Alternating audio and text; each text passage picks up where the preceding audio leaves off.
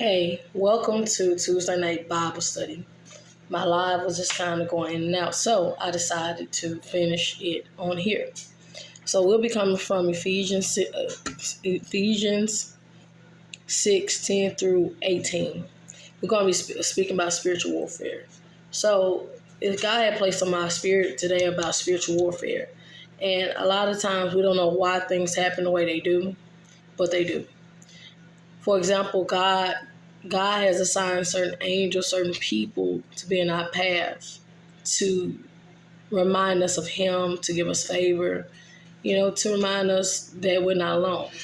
And in the same token, God is also, the enemy has also assigned demons to our bloodlines and demons to us. And if let's say you've dated someone and then you date someone similar, it's a spirit that's attached to that. It's a certain thing about them something in you that you're attracted to. And that thing is what you go to. That's your go-to concerning relationships or, what you're attracted to. And the same thing goes for when we are not healed, when we have strongholds in our lives, when we have things that's not broken off in us, or we're not healed from things, generational things. And God was showing me, chains. Can you imagine generation of chains or strongholds that we may have in our mind? We may have certain mindsets. We may have certain things that we struggle with. We may have certain things that may come up within families. Some families, everybody get pregnant early. They may deal with mental illness. That is a stronghold with a certain title. So when it comes down to strongholds, we have to understand the strongholds happen through choices. Now, the enemy is tricky because he comes to kill, steal, and destroy. So what usually happens is the enemy will have us making small choices, like small innocent choices.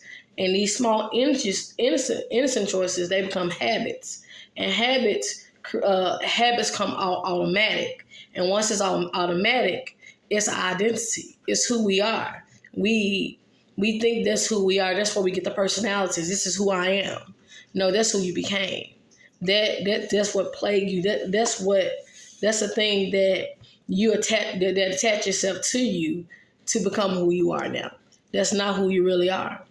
And your identity becomes your nature. That's who you are. So a lot of times in life, when we are in God's hands, we have to understand the spiritual warfare and the strongholds that's on our lives, because daily choices creates tomorrow chains. Just like I just mentioned. And with these particular chains, they create strongholds within our generation. Some people may deal with molestation. Some people may have issues with lust. Some people may deal with depression. Some people may deal with mental diseases or disorders. Some people may, they may have attitudes. Attitudes can be passed down. How people eat, that can be passed down. So a lot of times we don't understand why things happen the way they do, but they do. And Ephesians 6:10 through, I believe, 19, I'm saying 18 and 19, it really breaks down the things that will help us in everyday life. That's why we have to be careful of the small choices that we make. Because of the small choices that we make, it causes us to be in this standstill of not being where we need to be in God. So I'm going to just read these scriptures, and then it's a couple other scriptures, and it's going to be a really quick Bible study out. So it says, finally be strong in the Lord and in His mighty power. Put on the full armor of God so that you can take your stand against the devil's schemes.